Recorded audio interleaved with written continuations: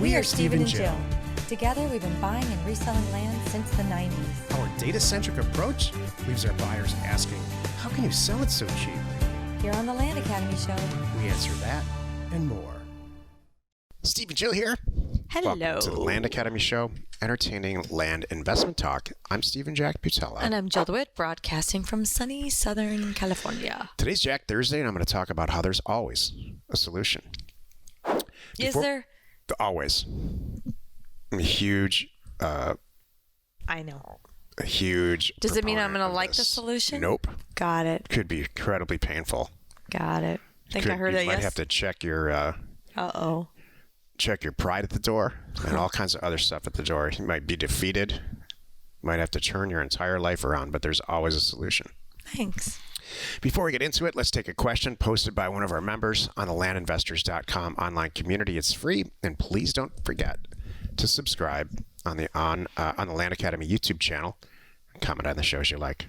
Charlie wrote, what is everybody doing to create recurring income from their land other than just buying and selling? Leasing and owner financing are the first two that come to my mind, but I'm sure there are others. And who do you lease to? Owner financing is a very, very popular option here. We have tons of people in our group who buy a property for $5,000, sell it for $200 down, $200 a month, and the sale price is $20,000. This has been going on forever. It's very popular. Jill and I used to do it. We don't do it any longer. We feel like we're better at selling it for cash, or we're just better acquisitions people versus babysitters. That's one way. That's by leaps and bounds the most popular way. If you have commercial property in an urban area, leasing property, if it's zoned correctly, to like construction crews or for RV storage, or that's very popular and extremely profitable. In fact, mobile home parks are based on this model where you just lease the land. You put your own tenant would put their own, or owner would put their own mobile home on that park, pay $200 or $300 or $400 a month for a pad lease, and everybody's happy. It's incredibly affordable for the owner and incredibly profitable for the park owner. That's a great option. There's two. The reason I put this in here, two new ones that popped up recently. One is buying a piece of rural land, making sure that it's very usable, and then VRBOing it out as campground land for $30 or $40 a night. It's very popular as long as the use, again, the zoning's correct. Mm-hmm. To my knowledge, in most places, especially if it's county land, there's no reason that would be restricted in any way. And so if you have an RV, you go park it out there for a certain number of nights as long as it's compliant, or if you just, take a truck out there with a tent, make a fire, as long as it's all compliant.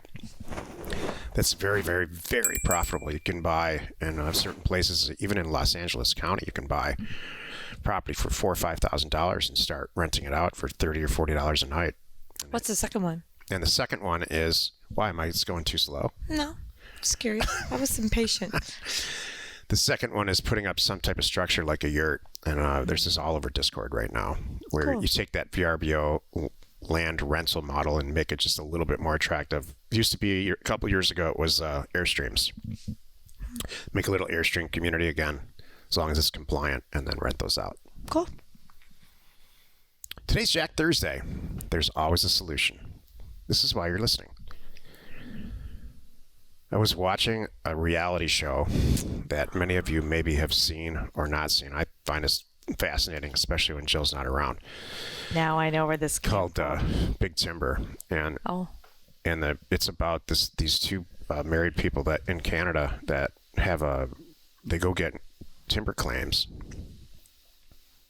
and there's very profitable types of wood and not profitable types of wood, and so they get these claims, they rent them for a season from the Canadian government. They go and it's a very healthy. My first reaction was just like, oh my God, you're cutting all this wood down. What they do is they cut dead trees down. They thin out the forest. It's good for like fire prevention and all of that. Anyway, they literally create a road in some cases to get up to this claim. They take out the dead wood, and they mill it out and sell it. And it's very, very profitable. Well, in the very first show of season 2, whether or not this is real, I don't know. They get a bill from the government for $1 million. Like, hey, you didn't clean this up the way you should. You know, you have to clean up when you're done. And so they spent an entire second, and to which her reaction was, his wife is, she runs the entire business. She runs the sales part of it. She runs the mill. He's out just getting raw materials. And so he fell apart. And she's like, there's always a solution. And so they spent an entire season, both of them, working like crazy people, defying the weather, scavenging for logs all over the sounds and bays that there are off of Vancouver Island. And they did it. They raised like $1.4 million. What did they have to actually end up paying the bill? I don't think so. We'll find out next season. But it got me thinking. These people work like dogs, both of them, and their crew, dedicated crew of people, both on the administrative side and the sales side, and then on his side, which was, procurement, acquisitions of these logs, tirelessly. Machinery's breaking down. So I'm sitting there watching this, with a cold drink in my hand, sitting on the couch thinking, I'd say with your feet up. I'm the biggest oaf there ever was. And what Jill and I do is very crazy profitable. But it wasn't always like that. True. And so I know that, we started Land Academy to help people do this for themselves also. Yeah. And the first few years that I did this, it was terrible. I had I just didn't know what I was doing. And so it was constant trial and error. By the time Jill arrived, which is several years later. Back doing deals, not Land Academy. No, Land Academy. No, yeah, I'm sorry. Yeah. This is not Land Academy. We're talking about buying and selling land. Like, well, wait a minute. I was here a couple of years ago. That's not what he meant. He meant just in the 90s, buying and selling land. Learning how to do this before we share this with you. Yeah. And so it was a pretty steep learning curve, and then there's constantly stuff that gets thrown at you. My point to this show is that this episode is there's just constantly stuff that's going to happen. Like Jill just spent 20 minutes talking about a deal that probably should have gone sideways. The vast majority of people that would do that real estate deal, even really professionals, would not have worked that hard and done what they needed to do. Everybody got on the same team, did what they needed to do to liquidate the property for profit a year later. So there's always a solution. Always. There's always a solution for any issue that you have in your personal life every single time. You just can't give up. I think people get hung up here because the solution is I got to dig in and work hard, and they're afraid of that because that's often the answer. I'll tell you, if you're not interested in working hard, this business is not for you. In fact, probably no businesses are. That's what this is. Yeah. Somebody was telling us a story recently. Oh, I heard that too. Wait, I know what it is you're talking about. Yeah. Same thing. We have a very dear friend who works at a bank, and she's like, one of her jobs is like, I've got this team, I got to motivate them to do better, and because by doing better, A, we get more efficient, and B, people get raises, all these good things happen. So she had this employee that said, look, here's where I'm at in my life. I'm at this point, this level. I am not interested in learning any new skills. I'm not interested in working any harder. And I'm not interested in even making more money. I'm happy right where I am. And I'm like, sheesh, what do you do with that? So, and it's like, I'm like, can you kind of help them find their way out the door? But it's a very large bank. You can't necessarily do that. They just settle in. Like, that's not us. But for some people it is. I guess that's your point. In the simplest form. Yeah. There's work and reward, and the harder you work, the harder and smarter, I should say. I'm not talking about breaking rocks. You can work as hard as possible, breaking rocks 8 hours a day, and you're not going to really get ahead.